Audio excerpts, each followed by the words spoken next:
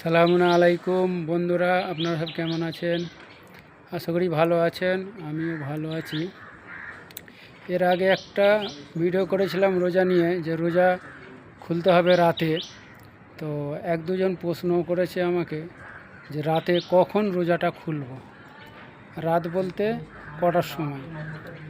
কেন রাত 10টা, 11টা, 12টা, 1টা, 2টো, রাত্রিরে কখন খুলব, এই প্রশ্নটা করেছে।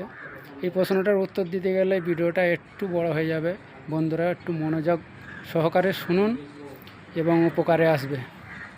কথা হচ্ছে, আল্লাহ সুবহানাহু ওয়া তাআলা পবিত্র আল কুরআনের মধ্যে বলেছেন 187 নম্বর আয়াত।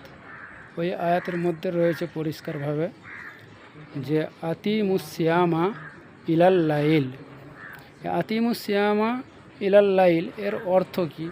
এর অর্থ হচ্ছে যে তোমরা সিয়ামকে পূর্ণ করো বা রোজাকে পূর্ণ করো রাত পর্যন্ত। এই পর্যন্তটা আমাদেরকে বুঝতে হবে, রাত পর্যন্ত। তো রাত কখন থেকে শুরু হয়? ওই রাত শুরু মুখে আমাদেরকে রোজা খুলতে হবে কুরআন অনুযায়ী। ভুল বুঝবেন না, কুরআন অনুযায়ী আমাদেরকে রাতের শুরুতে রোজা খুলতে হবে।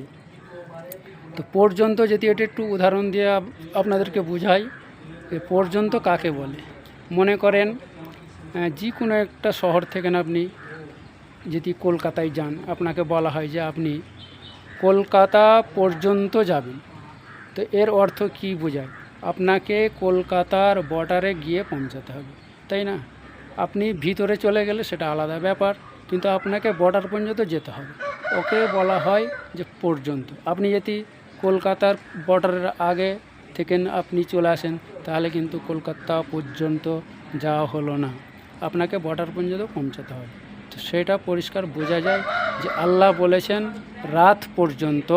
পর্যন্ত হচ্ছে আপনাকে রাতের শুরু, যেখানে শুরু হচ্ছে ওখানে আপনাকে গিয়ে রোজাটা শেষ করতে হবে বা পুরোপূর্ণ করতে হবে।